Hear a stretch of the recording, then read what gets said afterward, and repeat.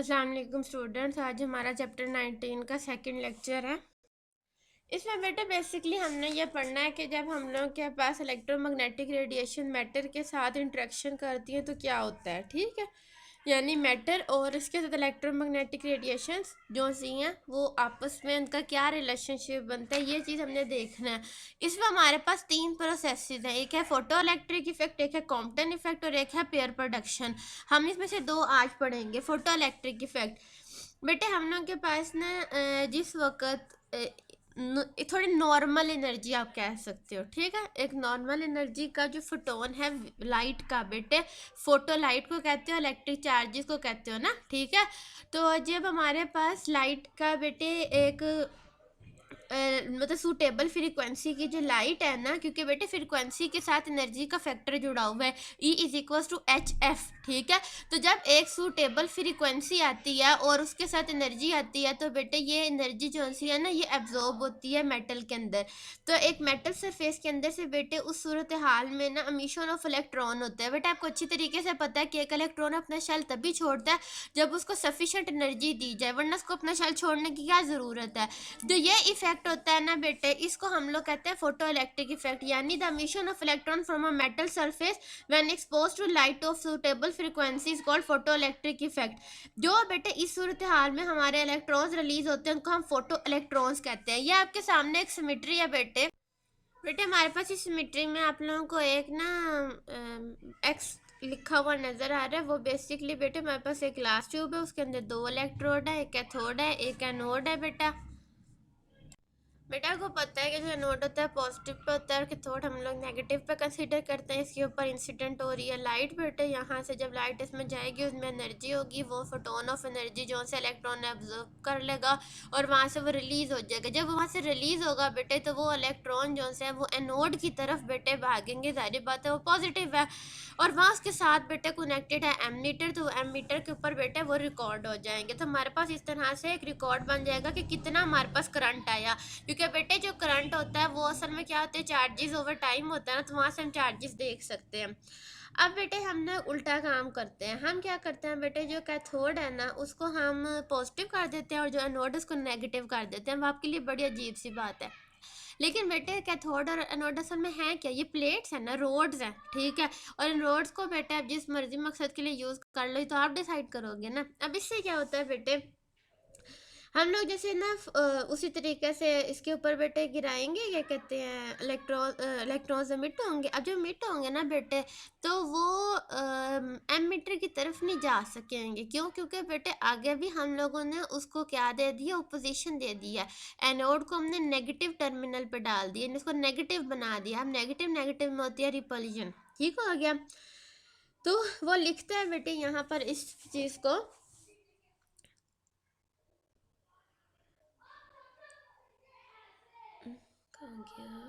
the current stops when the light is cut off, which proves that the current flows because of the incident light. This current is hence called as the photoelectric current. The maximum energy of the photoelectron can be determined by reversing the connection of the battery in the circuit. That is, now the anode A is negative and cathode C is at positive potential.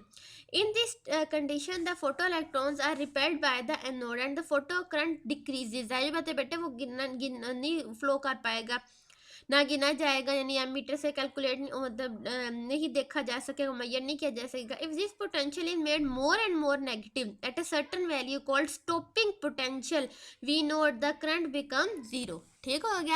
हमने क्या किया बेटे, सी को हमने positive terminal से connect कर दिया, ए को हमने नेगेटिव टर्मिनल से कनेक्ट कर दिया। जो इलेक्ट्रॉन्स निकले वो एनोड से जो से है वो अट्रैक्ट नहीं हो पा रहे, वो बल्कि रिपेल हो रहे हैं। आहिस्ता आहिस्ता ये अगर हम जो पोटेंशियल बढ़ाते जाएँ पॉजिटिव और नेगेटिव का, तो एक हद आएगी कि कोई भी जो चार्ज है वो फ्लो नहीं कर पाएगा। उसको हम लोग कहते हैं कि ये हमारा स्टॉपिंग पोटेंशियल होता है। Even the electrons of maximum energy are not able to reach the collector plate.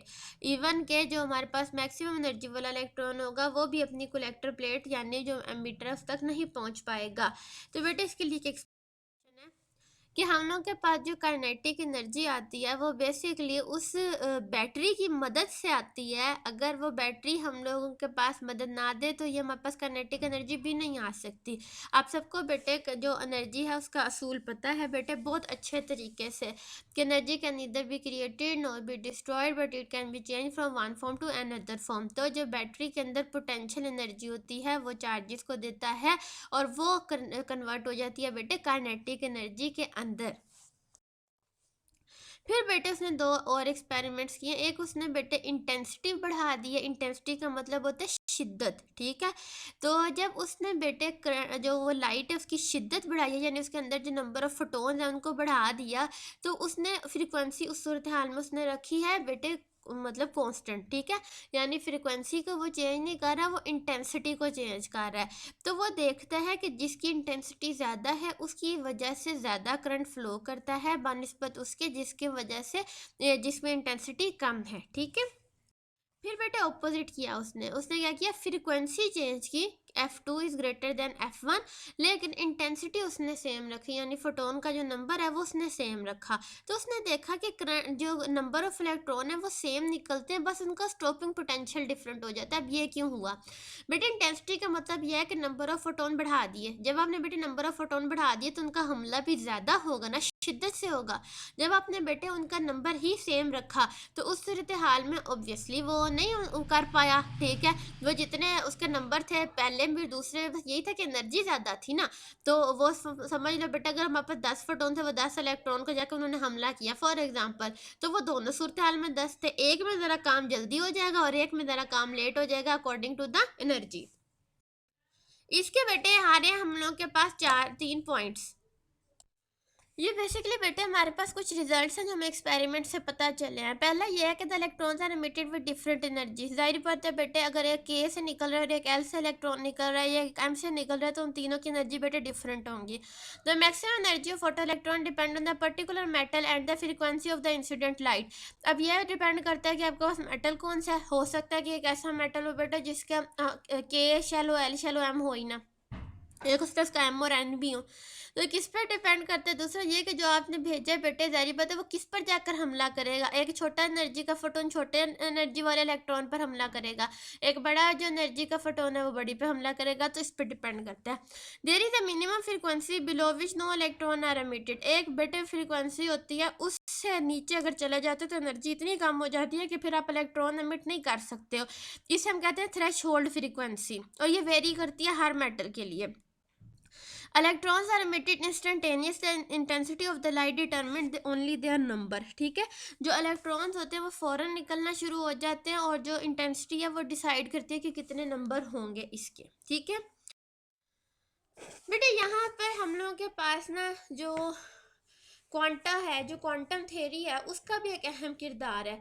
उसकी मदद से हमने बेटे ये जो मैक्स प्लैंक ने हमें आइडिया दिया था ना कि जो लाइट एमिट होती है या एब्जॉर्ब होती है वो क्वांटा की फॉर्म में होती है, फोटॉन्स की फॉर्म में होती है। तो उससे बेटे हमें पता है कि E is equal to HF होता है, ठीक है। तो वो ये बता रहा है कि यहाँ पे जो हम इंसिडेंट करते हैं ना फोटोन, ठीक है, उसकी सारी एनर्जी जो सी है ना वो इस काम पर नहीं लग जाती कि वो सिर्फ इलेक्ट्रॉन को निकाले, बल्कि वो पैकेट दो हिस्सों में कन्वर्ट होता है। एक बेटे हम कहते हैं वर्क फंक्शन और एक हम कहते हैं काइनेटिक एनर्जी। बेटे एक मेटल है, उसमें आपने एक इलेक्ट्रॉन पर हमला करवा दिया, हो गया फोटोन एब्जॉर्ब हो गया, उसने उससे एनर्जी ले ली। अब बेटे उसने उस मेटल से बाहर निकलना है तो उसने काउंट होना है ना। तो हम कहते होते हैं कि जो HF है उसमें से कुछ हिस्सा फाई यानी वर्क फंक्शन वो इस काम में लग जाता है कि उसको उसके शेल से निकाले, और बाकी की जो सी एनर्जी है वो सारी एज अ काइनेटिक एनर्जी, क्योंकि वो बेटे निकलता भी तो है ना, बाहर भी तो जाता है, उसके अंदर मूवमेंट का फैक्टर पाया जा रहा है, तो उसमें बेटे काइनेटिक एनर्जी आ जाती है। तो HF is divided in two parts, in work function and kinetic energy. ये बेटा आइंस्टाइन की फोटो इलेक्ट्रिक इक्वेशन है, ठीक है। One kinetic energy of the photo electron is zero, यानी वो मूव नहीं कर पाया, सिर्फ वहां से निकला है। The frequency F is equal to the threshold frequency. तो इसका मतलब होगा कि वो जो फ्रीक्वेंसी है वो कितनी है, थ्रेशोल्ड फ्रीक्वेंसी के इक्वल है। तो बेटे F naught minus five is equal to zero. तो जितनी भी हमारे पास एनर्जी आई थी वो सारी की सारी वर्क फंक्शन करने में ही सारी की सारी जाया हो गई। हम वो इलेक्ट्रॉन जो है वो गेन करके एनर्जी बाहर मूव नहीं कर सका। ठीक है। और इस काम के ऊपर बेटे, क्योंकि उसने जो आइंस्टाइन है उसने बेटे ये जो फोटो इलेक्ट्रिक इफेक्ट है उसको बड़े अच्छे से एक्सप्लेन किया था। तो मतलब मैक्सिमम काइनेटिक एनर्जी को और इलेक्ट्रॉन से किस तरह वो बाहर आते हैं, वो जब कोलिजन होती है तो उस सूरत हाल में क्या होता है, ये सब चीज़ें बेटे उसने बताई थी। इस वजह से उसको बेटे नोबेल प्राइज़ मिला था अल्बर्ट आइंस्टाइन को इस बात पे 1921 में। बेटा आगे इसकी एक एप्लीकेशन है हमारे पास फोटो सेल। ठीक है, जो फोटो सेल है वो फोटो इलेक्ट्रिक इफेक्ट के ऊपर बेटे बेस करता है। हमारे सामने इस वक्त एक जो मतलब सिंपलेस्ट फोटो सेल की ये एक एप्लीकेशन है, और साथ बेटे इसकी जो फोटो सेल है उसकी बेटे पिक्चर लगी हुई है। जो फोटो सेल होता है बेटे उसमें एक एनोड होता है, कैथोड होता है। ठीक हो गया। और उसी तरीके से लाइट इंसिडेंट की जाती है, उसी तरीके से बेटे लाइट इंसिडेंट की जाती है। जो कैथोड होता है वो हमें अप्रोप्रिएट मेटल का इस्तेमाल करते हैं अपनी जो भी हमारी ज़रूरत है उसके मुताबिक। जैसे फॉर एग्जांपल अगर हम लोग सोडियम और पोटेशियम कैथोड इस्तेमाल करेंगे तो जिससे इलेक्ट्रॉन निकलेंगे वो विजिबल रेंज में निकलेंगे, यानी हमें नज़र आएगी, लाइट नज़र आएगी। अगर बेटे हम लोग चले जाते हैं सीजियम वगैरह पर, कोटेड सिल्वर वगैरह पर, तो वो इंफ्रारेड लाइट देंगे जो हमें जो या अल्ट्रा वायलेट लाइट के लिए बेटे कुछ मेटल्स होती हैं। तो इस तरह बेटा आपकी एप्लीकेशन पर डिपेंड करता है कि आपने कैथोड कौन सा इस्तेमाल करना है। ये बेटा आगे security systems, counting system, automatic door system, इस किस्म की चीज़ों में इस्तेमाल होते हैं। बेटे जो हमारा नेक्स्ट इफेक्ट है वो हम लोगों के पास है कॉम्पटन इफेक्ट। बेटे आर्थर हॉली कॉम्पटन ने वाशिंगटन यूनिवर्सिटी में 1923 में पढ़ा था कि अगर हम एक्स रेज को जो ग्रेफाइट के अंदर मौजूद इलेक्ट्रॉन्स हैं जो कि बहुत लूजली बाउंड होंगे उनके ऊपर टारगेट करवाएं तो क्या होगा। तो उसने वो एंगल पढ़ा था जो कि हमें मिलता है इस प्रोसेस में। अब होता क्या है बेटे, हमारे पास बेटे ग्रेफाइट का एक पड़ा हुआ है स्ट्रक्चर, उसमें एक इलेक्ट्रॉन है। एक्स रेज की एनर्जी बहुत हाई होती है। वो बेटे देखें जब आपकी हड्डी टूटती है तो एक्सरे कराते हैं ना, ठीक है, तो वो आर पार गुजर जाती है तभी करवाते हैं उसको, वरना कोई और क्यों नहीं कराते। ठीक है, तो एक्सरे की एनर्जी क्योंकि बेटा बहुत हाई होती है वो जाके इलेक्ट्रॉन को हिट करता है। जब वो उसको हिट करता है तो इलेक्ट्रॉन एक साइड पर स्कैटर हो जाता है और एक्सरेज जो होती है वो दूसरी तरफ चली जाती हैं। अब जब ये होता है तो जो लैम्डा होता है ना, जो मतलब इस टकराने के बाद जो लैम्डा होता है उसे लैम्डा एस कहते हैं, यानी स्केटरिंग लैम्डा होता है बेटे, वो हमारे पास बड़ा आया जो हमारा इंसिडेंट लैम्डा था उससे। ठीक है, तो ये जो पूरा प्रोसेस है ये पढ़ा था कॉम्पटन ने, और यहाँ से उसने वो शिफ्ट बताया था जो हमारे पास इस सूरत हाल में आता। ये बेटा हम लोगों के पास एक फ्री इलेक्ट्रॉन है, इसके ऊपर हमने एक फोटोन भेजा है। ठीक है, जब ये फोटोन इसको जाके टकराया तो यहाँ पर बेटे इसके पास मोमेंटम, इसने अपना ट्रांसफ़र किया उसको और अपनी एनर्जी दी। इस क्योंकि मोमेंटम होता है मूविंग ऑब्जेक्ट के पास है ना, तो ये जो फ्री इलेक्ट्रॉन इसको दिया तो बेटे अगली सेकंड जो बी फिगर में आप देखते हो कि इलेक्ट्रॉन एक साइड पर मूव कर गया बेटे कुछ मोमेंटम और कुछ एनर्जी के साथ, और बाकी जो एक्सरे है वो दूसरी साइड पर मूव कर गई बाकी की एनर्जी और मोमेंटम के साथ। क्योंकि इसकी डेरिवेशन बहुत बड़ी थी और आपके स्कोप से बाहर थी इसलिए उन्होंने आपको पूरी डेरिवेशन नहीं दी, उन्होंने जो ये डिफरेंस आया है डेल लैम्डा का वो निकाल के आपको, वो आता है h over m not c into 1 - cos theta, where m not is the rest mass of the electron. और जो बाकी फैक्टर है बेटे इसको हम लोग जो से ना कॉम्पटन वेवलेंथ जो है उसके अंदर मेजर कर सकते हैं।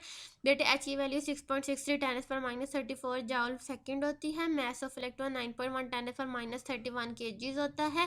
सी बेटे 3 10⁻8 होती है। इस पूरे को मेजर करें तो ये कांस्टेंट आता है। ये जो बेटे थीटा मौजूद है इसके अंदर ये हमें एग्जैक्टली वैल्यू बताता है। जब ये थीटा पता चलता है कि ये 40 या 30 या 45 वट एवर से हम इसे पुट करते हैं और डेल थीटा यानी जो कॉम्पटन शिफ्ट इसको बोलते हैं हम वो चीज़ फाइंड कर लेते हैं। If the scattering of the x ray photon are absorbed 19 degree is equal to 90 the Compton shift del lambda equals the Compton wavelength. ठीक है, ये इंपॉर्टेंट पॉइंट है इसमें बेटे। The equation was found to be in the complete agreement with the Compton experimental result. उसने बेटे experiment भी करके ये चीज़ दिखाई और उसके मैथमेटिकल मॉडल भी दोनों एक दूसरे से मिलते थे। which again is a striking confirmation of particle-like interaction of the electromagnetic wave with matter। अब यहाँ से बेटे पता क्या चला कि ये जो साइंटिस्ट हैं ये सही बात कर रहे हैं कि जो मैटर है वो भी ग्रैनुलर फॉर्म में है और जो एनर्जी होती है वो भी पैकेट्स में होती है। तो ये तो बाय पैकेट वो एक दूसरे के साथ इंटरेक्शन कर रहे हैं और उसके नतीजे में हमारे पास जवाब आ रहे हैं जो हम कह रहे हैं उसके हम उसको प्रूव भी कर रहे हैं। बेटा हमारी एग्जांपल 19.4 से शुरू होती है।